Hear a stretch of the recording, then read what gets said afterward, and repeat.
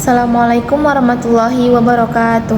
Perkenalkan, nama saya Naila Gasya Rinaldi dengan NIM 2414010006. Di sini saya akan menjelaskan materi tafsir Tarbawi Quran Surah At-Tahrim ayat 10 sampai 12. Yang pertama yaitu dalil tentang Quran Surah At-Tahrim ayat 10 sampai 12. A'udzu billahi minasyaitonir rajim. Bismillahirrahmanirrahim. Daraballahu masalan lilladzina kafaru imra'ata nuhin wa imra'ata lut kanata tahta abdaini min ibadina salihaini fakhanatahuma falam yukhniya anhuma minallahi syai'an wa qila dakhulan nar ma'ad dakhilin. Wa daraballahu masalan lilladzina amanu imra'ata fir'aun idh qalat rabbi ibni indaka baitan fil jannah wa najjini min fir'auna wa amili wa najjini minal qaumiz zalimin. Wa maryama ibnata imran allati ahsanat farjaha fanafakhuna fihi min ruhina wa saddaqat bi kalimati rabbiha wa kutubihi wa kanat minal qanitin, yang artinya Allah membuat perumpamaan bagi orang-orang kafir, istri Nuh dan istri Lot. Keduanya berada di bawah pengawasan dua orang hamba yang soleh di antara hamba-hamba kami. Lalu kedua istri itu berkhianat kepada kedua suaminya, tetapi kedua suaminya itu tidak dapat membantu mereka sedikit pun dari siksa Allah. Dan dikatakanlah kepada kedua istrimu, masuklah kamu berdua ke neraka bersama orang-orang yang masuk neraka. Dan Allah membuat perumpamaan bagi orang-orang yang beriman, istri Fir'aun ketika dia berkata, "Ya Tuhanku, bangunkanlah aku untukku sebuah rumah di sisimu dalam surga dan selamatkanlah aku dari Fir'aun dan perbuatannya. Dan selamatkanlah aku dari kaum yang zalim."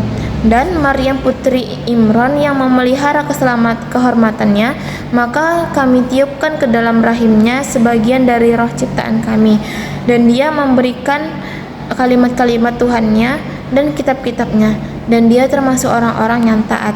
Selanjutnya yaitu asbabun nuzul dari Quran Surah At-Tahrim ayat 10 sampai 19. Para ulama tafsir seperti Ali bin Ahmad Al-Wahidi dalam asbabun nuzul itu tidak meriwayatkan suatu peristiwa tertentu secara langsung menjadi sebab turunnya ayat ini, di mana ayat-ayat ini diturunkan sebagai penutup surat At-Tahrim setelah Allah menjelaskan berbagai peristiwa yang terjadi di rumah tangga Nabi Muhammad pada ayat-ayat sebelumnya.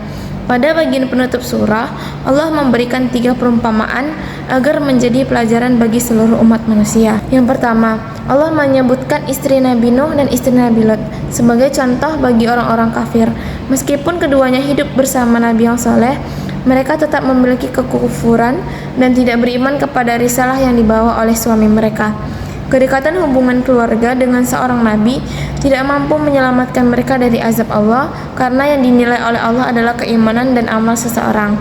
Yang kedua, Allah menghadirkan teladan Aisyah binti Muzahim, istri Fir'aun, sebagai contoh bagi orang-orang yang beriman, walaupun hidup di bawah kekuasaan suami yang sangat zalim dan mengaku sebagai Tuhan. Aisyah tetap mempertahankan keimanannya kepada Allah. Ia bahkan berdoa agar dibangunkan sebuah rumah di surga dan diselamatkan dari kezaliman Fir'aun. Hal ini menunjukkan bahwasannya lingkungan yang buruk tidak menghalangi seseorang untuk menjadi hamba yang bertakwa. Yang ketiga, Allah menyebut Maryam sebagai teladan kesucian, keimanan, dan ketaatan. Maryam menjaga kehormatannya, membenarkan kalimat-kalimat Allah, serta termasuk hamba yang taat. Allah kemudian memuliakannya dengan kehadiran kelahiran Nabi Isa sebagai salah satu mukjizat yang besar. Dengan demikian, Tidak ada riwayat asbabun nuzul yang spesifik untuk Quran surah At-Tahrim ayat 10-12 ini.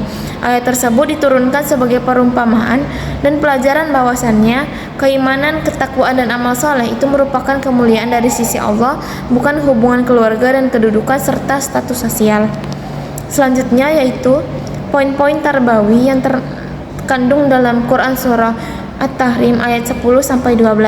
Yang pertama, menanamkan keyakinan bahwasannya keimanan adalah ukuran utama kemuliaan di sisi Allah, bukan hubungan keluarga, keturunan ataupun kedudukan. Selanjutnya yang kedua, mendidik tanggung jawab pribadi dalam beragama, karena setiap manusia itu akan mempertanggungjawabkan amalnya sendiri di hadapan Allah.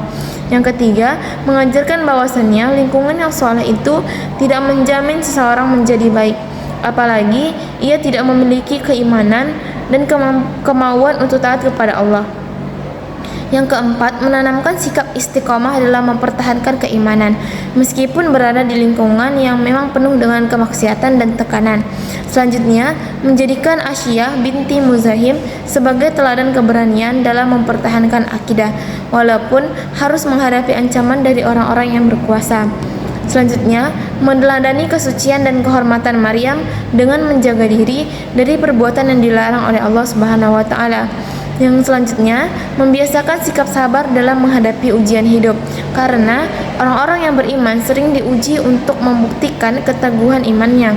Yang kedelapan, menanamkan keyakinan bahwasannya pertolongan Allah itu lebih diutamakan daripada pertolongan manusia, sehingga seorang mukmin hanya bergantung kepadanya.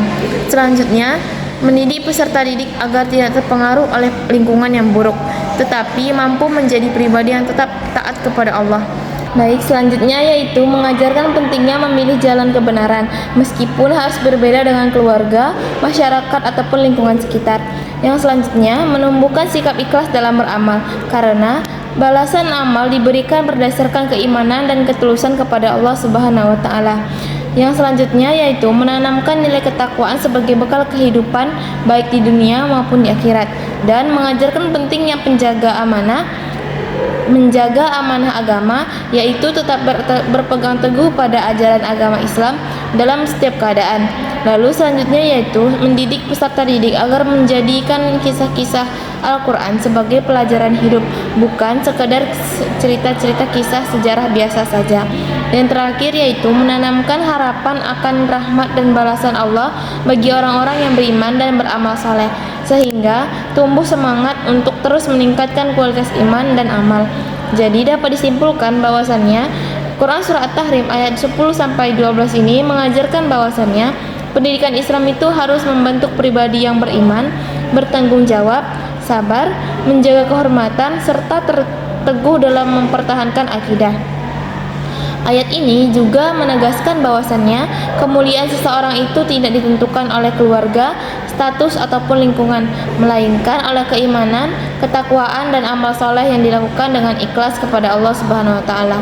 Mungkin cukup sekian penyampaian dari saya, kurang dan lebihnya mohon maaf. Wassalamualaikum warahmatullahi wabarakatuh.